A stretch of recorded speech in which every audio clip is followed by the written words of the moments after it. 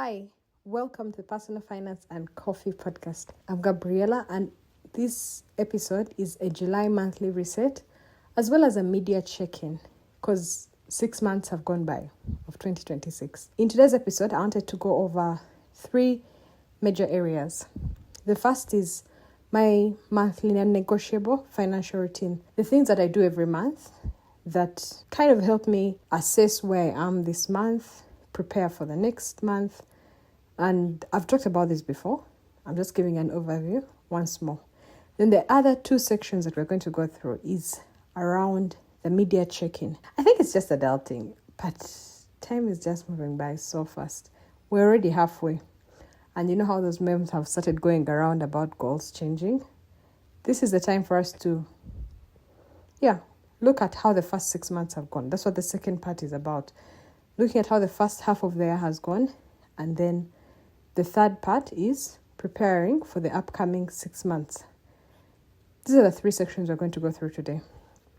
Now, the first one is preparing for the new month. One of the first things that I do when it comes to preparing for the new month, I start in this last week of the month. I make the budget before the money comes. So that by the time the money comes, I've already decided before I've been emotionally disturbed by receiving money. We all know that feeling, So I make the budget and make the decisions of what it's supposed to do before the money arrives. Now, what it also helps in is that in case the money has delayed for the month and I am forced to maybe pick from savings or borrow from somewhere as I wait for the salary to arrive, at least I know that I'm able to work within the budget that I set, so that when the salary comes back, I'm paying back. So it's like intentional borrowing. I'm not just borrowing for. If I decided that this month the food for the week is going to be 500,000, and then I divided the 500,000 by the 4 weeks or 5 weeks. There are those months that have 5 weeks. And then I borrow money for 1 week of groceries. That means when I receive my salary, I know that I am picking off 1 week of groceries that I borrowed and I'm taking it back wherever I picked it from, savings or from a person or mobile money. So the first step for me when it comes to preparing for the new month is I make the budget before the month begins, in these last weeks. Then the second step for me is cash stuffing my envelopes. I use envelopes to make my budgets. And I have a binder that I use, and each binder has like major variables. The cash envelopes are for variables. So things that I spend from on a daily basis: groceries, transport, work meals, personal, children, things that I spend money on. So I get those categories, divide them by 4 weeks, and then I have an envelope for each week. So when I sit down to stuff my envelopes with money, it takes some time, like maybe 30 minutes to 1 hour. So I just have a YouTube video playing. I make my envelopes. I write on them, like groceries week 1, groceries week 2, like that. And then if I've received my salary, I put it in those envelopes. In the event that the salary has delayed, it goes back to the concept that I told you about. I can borrow for specific envelopes for the first week in case I expect the money to come, maybe after that first week. Or if I have maybe a savings that can cover for the whole month for only the variables, not the bills, the variables. I can get all the money, stuff it, and then when the salary comes, I know that I'm getting this money and taking it back wherever it came from. Now, the third step under this monthly routine is I make now this one comes after the salary has been paid. I don't do this step before I receive the salary because it doesn't work. This is when the money comes, this is when I pay the bills, make the transfers for the amount I allocated for savings or investment. This is the third step. Then the fourth step is the bulk grocery shopping. Actually, I would say that the fourth step comes before the third, but you get the point. The bulk grocery shopping for me is the non-perishables that I'm going to use throughout the month. So things like sugar, soap, washing powder, omo, things that do not expire. And I don't try to buy like extreme if I don't have the budget for it. Like, I'm not buying a whole box of soap and 20 kgs of sugar and rice and stuff. I buy what I expect to use for the month. So if I use 4 bars of soap, 3 kgs of omo, 4 kgs of sugar, how many packets of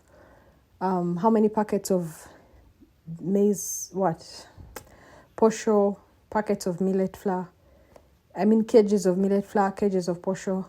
I look at the quantities for that specific month. That is what I plan to buy at once. The reason why I like buying them at once is this whole everyday feeling of there is no soap. Then you open your wallet. Then there is no sugar. You open your wallet. It makes the financial transactions throughout the week so much more, but it's also difficult to plan for. It's not a nice feeling, really. So that is how I counter that. Then the last step for me in this financial routine is I close out the previous month. Now, closing out the previous month for me comes at the end of the month. Whether salary has come or not, when the month ends, I try to close out the month. What does this mean for me? For me, it means that I finish tracking all the transactions as of that last day. I check how much do I have in cash, how much do I have in the binders, how much do I have in the wallets, on mobile money, and I put it all in so that everything is reconciled. And then I also track my net worth. So at this point, I try to track and see, in terms of my net worth, where am I standing as of end of the month, so that I capture that as well. This helps me see, am I on track to hit the investments or the savings? Did I overspend in certain areas? How can I counter this, or how can I plan better? Maybe I under budgeted. So I just review the month that has passed and I see how it has gone. Now, that's the last thing on my financial routine. And like I always say, that this routine does not happen in one day or one sitting. If I make the budget on one day, I will probably stuff the envelopes on another day. And then I'll pay the bills a different day, the bulk shopping. So you find that I spread it over the last week of the month. That's what I try to do. Sometimes it can even enter the first week of the month as well, depending on when I receive the money. But when I have these areas handled, I start the month feeling composed, like I have my ducks in a row. I know where what is.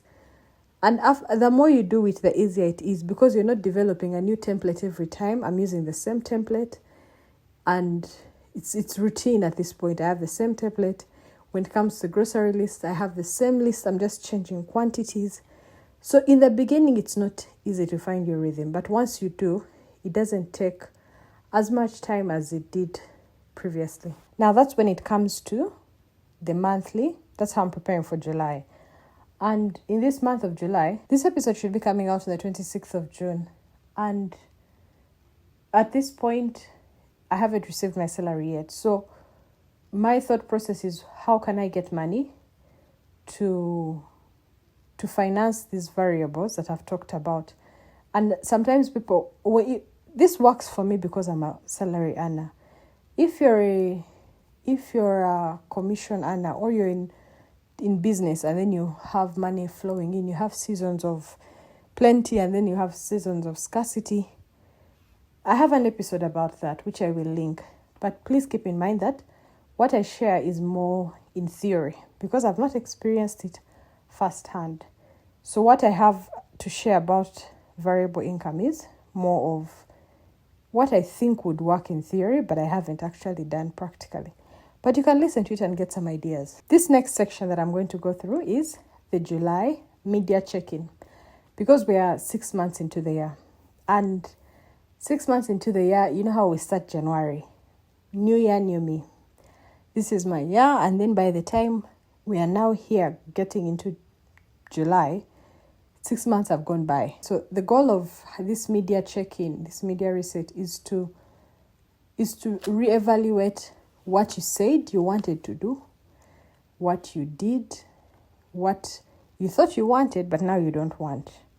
Because we change. So many things change. That's the intention of this. So my first recommendation is pick a day and pick a time. When you talk about a media reset or sitting down, think about it, people feel overwhelmed. It's like you're being serious and it doesn't come naturally. And then the other reason that people have is that I don't have time.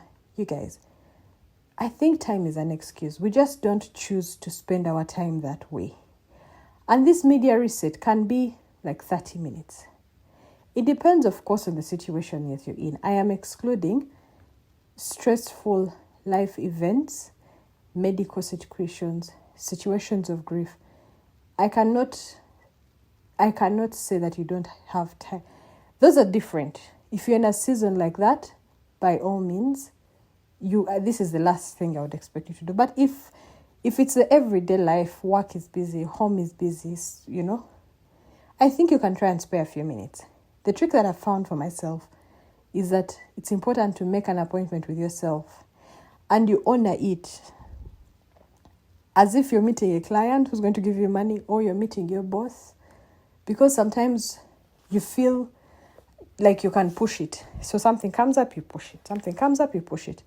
But I do encourage you that please set a time. And this episode is coming out before June actually ends. So as you're here listening to this episode, you still have some time. Pick a day, pick a location. And another thing that I notice is that try to pick it in a time when you have mental energy, mental bandwidth to do it. If you pick a time at the end of the day, after you have had a very long day, this is the last thing you want to do. So pick a time when you have energy, depending on when you work best. This is what I intend to do for this reset. The first thing I want to do is reflect. Reflect on how the first half of the year has gone. Now, personally, I like writing. That's how I reflect. But there are those that do not like writing.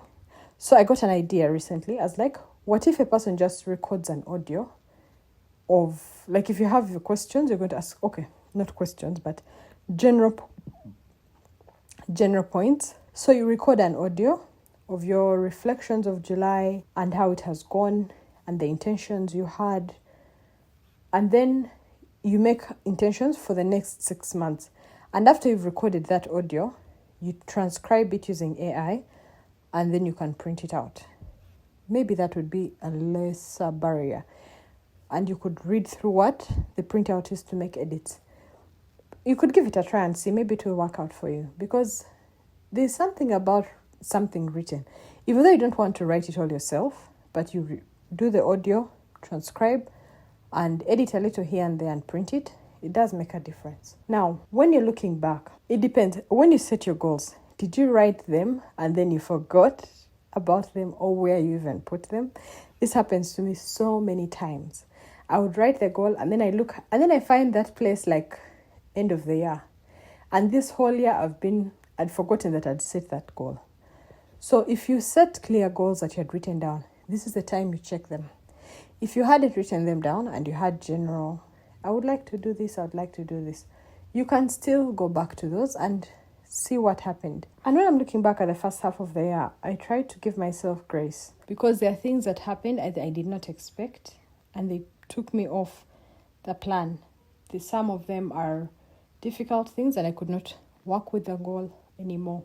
Others are positive things that can take you way beyond where you expected. So just think about the things that have happened in this first half of the year. Now, when I'm looking back at the year, the other thing that I like to do is look at my net worth. Where am I standing as of end of June? Where I do this every month, like I said in the monthly financial routines. But the difference is, like now when I'm doing it as a media reset, I want to compare my net worth position with how it was at the beginning of the year. So that I'm able to see, did I make progress from like where I was in Jan and where I am now, end of June. If you haven't done this before, if you've never written your net worth and numbers and you find it overwhelming, I thought it would be important to share with you. I've made an episode about it, about tracking your net worth. I'll have it linked as well. But generally, you write on if you have a piece of paper and you draw a line in the middle. On one side, write your assets, the things that you own. On the other side, write your liabilities, the people that you owe money or the places that you owe money. So you check your accounts, unit trust, you write the amounts there. If you have any bonds, if you have any shares, you write. If you have your NSSF, life policy, any pension schemes, you write. If you have land, you could write that as well. When it comes to land, personally, I prefer to write the amount I invested, that I spent to buy the land, not its current value, because current value, I may overinflate it and then get disappointed. So personally, I prefer writing how much I spent to acquire it. Then you also write maybe any loans you've given out to people that are not bad loans. So that asset, that will give you an amount. Then you write the liabilities. And then those are the loans that you have: bank loans, mobile money, salary loans, friends. So you write that as well. When you get the assets minus the liabilities, it gives you your net worth. The goal is to try and see if it has grown over the past 6 months. And if it hasn't, to make an assessment of what happened. Because in this past 6 months, if you have a salary, you can see how much you earned. You get your monthly salary times 6 months. This is how much money you have received. If you're in business and you keep records, you can also see. In the event that you don't, you'd really have to be making an estimate. But you can see how much you've earned. Now, of what you made, of the money that you earned, how much has gone to increasing your net worth? Because the money that you spend on functions, on going out, that money it flows out of our pockets and it does not go to our net worth. So this can also be a wake-up call of, I'm making money, but the money is literally being spent in expenses. It could be living expenses or social lifestyle expenses. So it can be a wake-up call for you to reevaluate. This brings me to the last section. Now, this brings me to the last section of this media reset of this episode. And the last section is looking at what the next 6 months are going to look like. Usually I like starting by asking myself, imagine it's 31st December. What would I like to have achieved? And trying to make the intention simple, clear, and trackable. Because you can have a very vague goal, I want to start a business, and then you just don't know where to start. But if it's simple, clear, and trackable, then you're able to know that I did step 1, I did step 2, step 3 I didn't do. Try not to make vague goals. I'm going to share a few categories of goals. I think I have an episode about financial goals as well. I'll have it linked. Now, you can have an income goal. How much would you like to have earned in the next 6 months? And then you can have a savings goal. How much would you like to have saved? An investment goal. How much would you like to have invested? A debt payment goal. If you're in debts, how much would you like to have reduced your debts by? You could also have a habit goal. This could be habits you want to break, financial habits. It could be borrowing for lifestyle expenses. It could be building a habit of tracking or managing your money differently. You could also have a learning goal. What would you like to learn in this next 6 months? Maybe what book would you like to read in this next 6 months? Those are some ideas that I can give you about goals to set. But most importantly, don't set too many. They're just 6 months and we're going to blink and they are done. It's better, I think, to set like 2 goals. And then a person would say, but that's really very not so ambitious. But this is the thing. You will set 5 and do none. And then it doesn't help to have set the 5. But if you set 2 goals and then you attain the 2 goals, then you've made progress. Let me give an example. You can have a goal to invest 100,000 shillings in maybe shares, MTN shares, for example. And you're buying shares worth 100,000 every month from, it could be salary or business income. And after 6 months, you'll have invested 600,000 into shares. And in those 6 months, you will have received your first dividends payout. Do you get what I mean? That is now the first time of you're receiving passive income from shares. And that would be that could be a goal. That is a goal that is clear. You can track it. You can see if you've made progress or not. That's an example. Another example I can give you is maybe you can say, I'm going to invest in treasury bills and bonds. And then you say, how much. Maybe by end of the year, I want to have a bond of 1 million or 2 million. I'm just giving examples of ways that they can be practical. And I'm also not mentioning big numbers. I'm not saying if you have the capacity to say that based on what I earn, I'll have in the next 6 months, I can afford to have a bond of 50 million. By all means, set the goal. But whatever your goal is, keep it simple, clear, trackable, so that you're able to measure your progress towards the goal. It's even energizing. And you're like, oh, okay, this one I've done.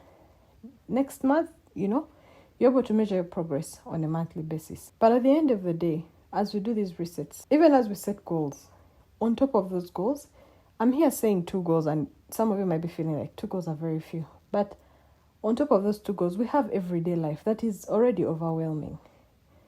So if you add 5 goals on top of the overwhelming life that we have, surely you're setting yourself up for fail. You start with 2, and then you build on those. Yeah. So that is what that's what I'm going through for my media reset as well. I haven't done it as of this recording. I haven't sat down to go through my reset. I'll probably do it towards closer to the end of the month. What are your thoughts? Have you tried it before? Yeah, share your feedback. What do you do that I've not talked about? I'm looking forward to learning from you all. Please share with us in the comments below. If you have any questions as well, they're welcome. I really do hope that you found value in today's episode. You can like, subscribe, and I'll see you in the next one. Bye, guys.